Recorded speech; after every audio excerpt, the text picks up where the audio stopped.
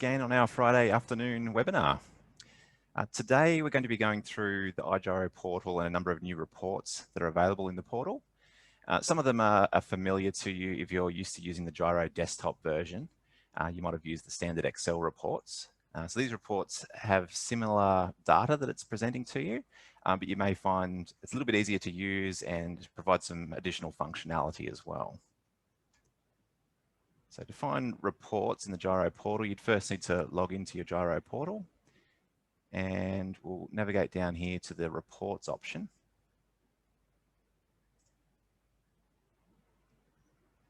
All right, so here's a series of reports. They have a brief description about what each report does. So the reports we'll be looking at today are these four at the bottom here. They're the newest addition to the portal. So we might just get started on the sales projected revenue. So again, you may be familiar with this from the desktop Excel reports, but we just need to click on that link.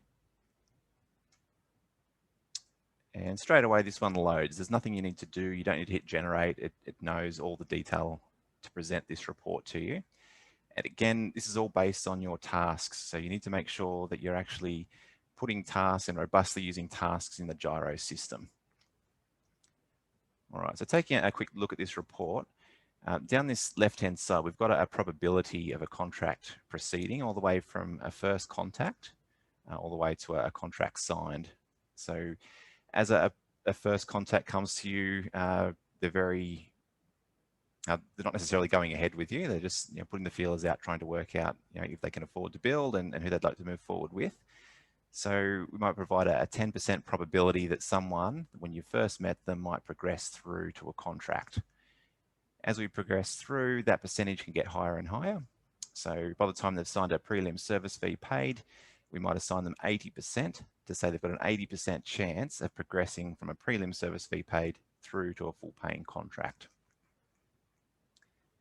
So the general idea here is we multiply 80% by the contract value, and that's the average of the price of the contract that will move through to a full contract. And we'll see that in the columns on this right-hand side here. So this column here, the contract / iProx price.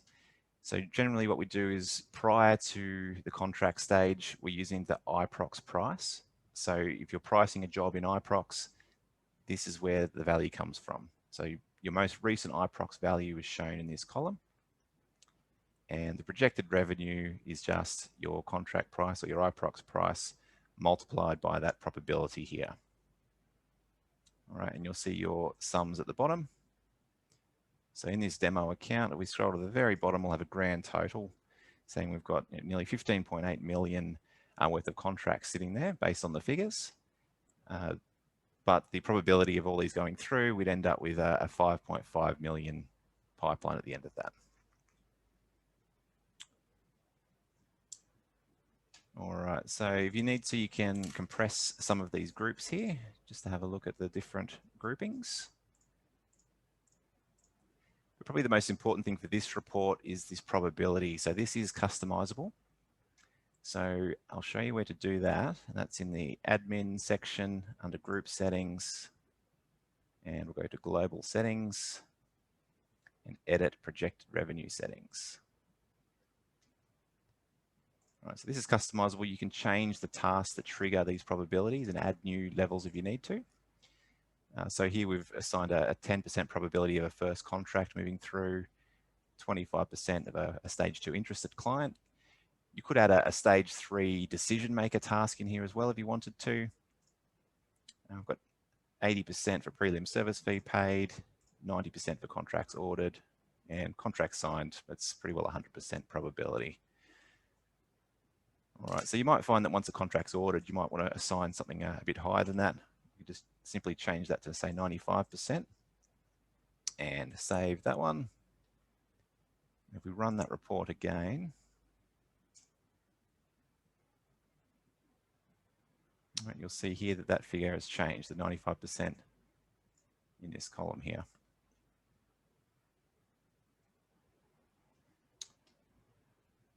Alrighty, so that's the sales projected revenue report.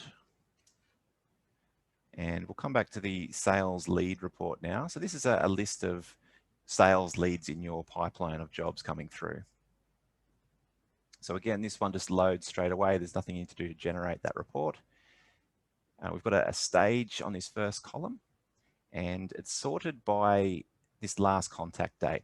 So the most recent person you've had contact with is at the top here and filters down. And then it's also sorted by your first meeting date as well. So you'll find you've got your oldest contacts at the bottom. So we've got a null value here. It just means that that event hasn't occurred yet. So you haven't put in a contacted client for this job.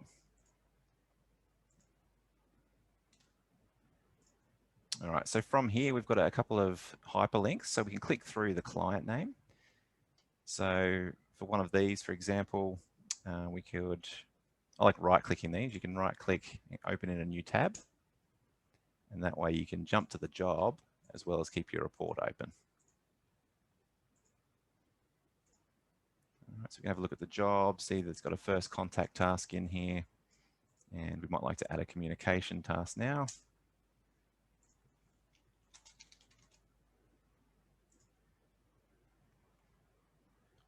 All right, so when we reload this one, we should see there's a date in here. So I'll just refresh that page.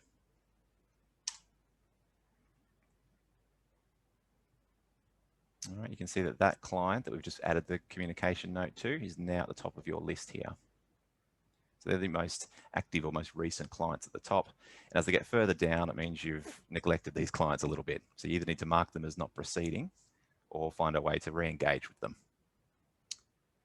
So again, to mark one as not proceeding, you might right-click that, we'll open that job, go to tasks, and we'll add a not proceeding task in here. All right, we'll save that job. All right, next time we reload this report, Julie Rhodes will no longer be on here.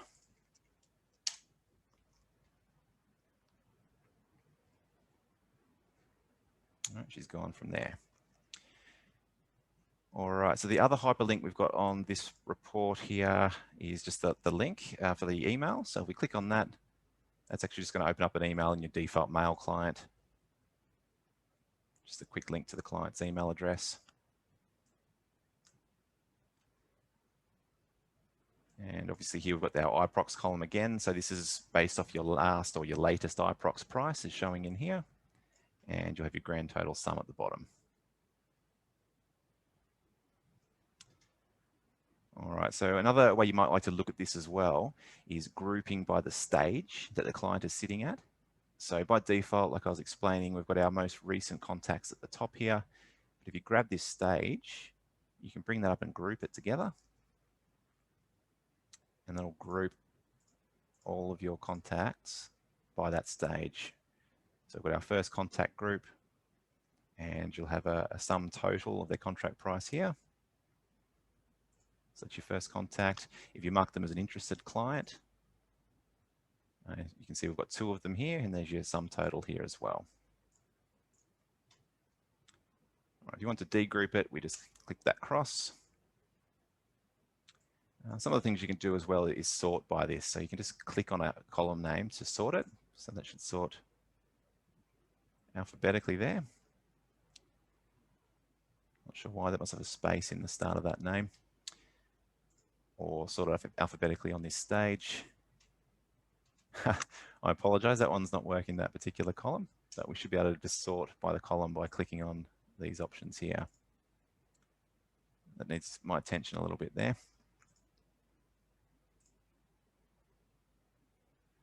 All right, that's sorted it. I'm not sure if you noticed that there, is that it's actually grouping twice. So it's sorting by the first meeting as well as the client name. So you may just need to look out for that arrow, remove the arrow by clicking it again. And then we've got our sort working again.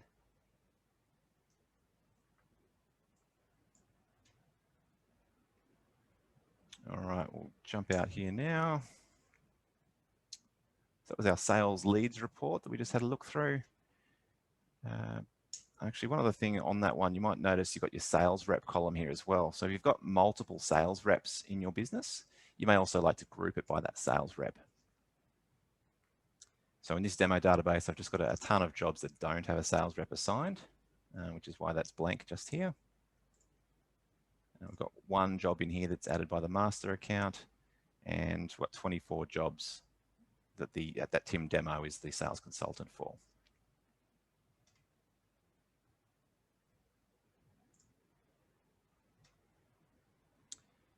All right, these next reports here are around designing. So you've got multiple design rounds for each job in your system. You might go from design round 1 through to design round 4 onto contract and council construction drawings.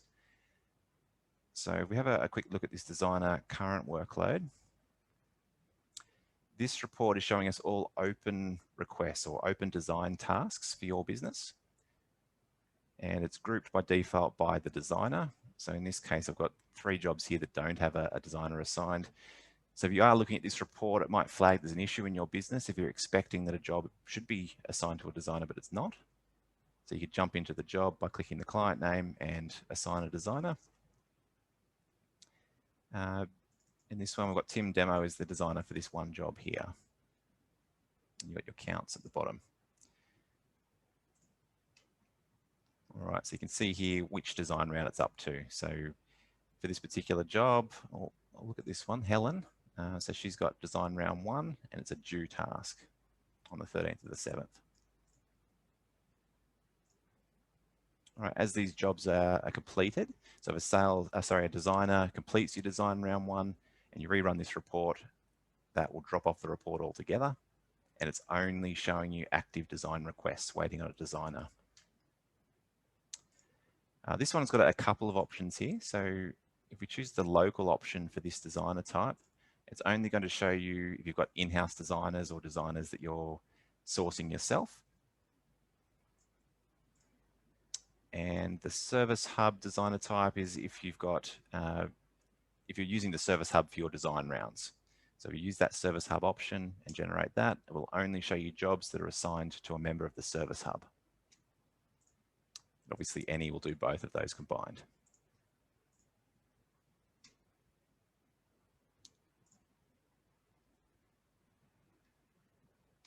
All right, we're moving on to the last designer workflow report here, but if anyone's got any questions, please let me know as we progress through. All right, designer workflow report. So this one is a little bit different, generates by default without clicking generate straight away with the default options. We do have the same designer drop down here, so we can choose your local designer or for Service Hub. But what this one is showing you is that the workflow of a job. So it's not necessarily active tasks that are open. You're not waiting on a design round 1 for these ones here. It's saying that that was the very last design round that occurred. And potentially it's a client just sitting there dormant, ready to move on to the next design round. So if we look at some of these columns, we've got the designer in here. So again, I've just got lots of blank designers.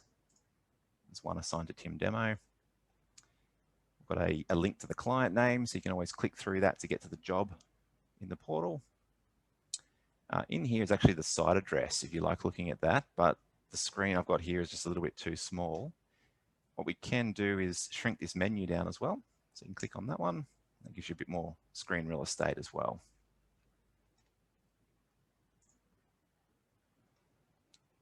All right, we're showing the sales rep in this report as well.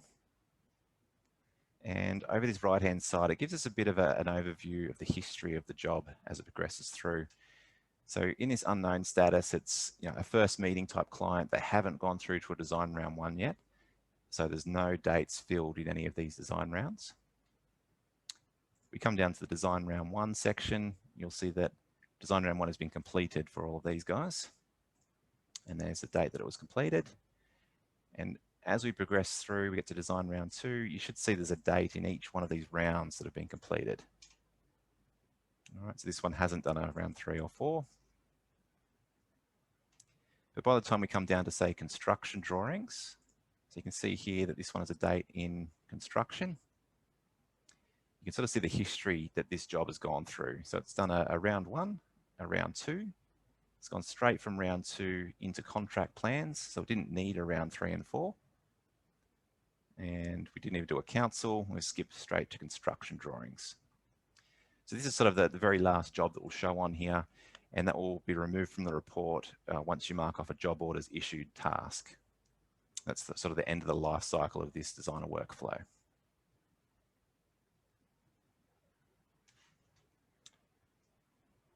All right, that's the general idea behind those reports there. So if anyone's got any questions, please let me know.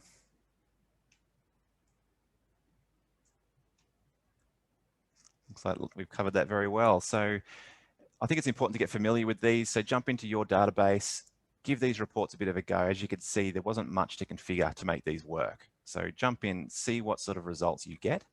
If you're not getting what you're expecting, it probably means you haven't got your tasks up to date. So it's a good time to start reviewing what tasks you're using and start to make use of your tasks so you can get some nice, meaningful reports out. Excellent. All right. Thanks for joining, everyone. We'll see you again next time.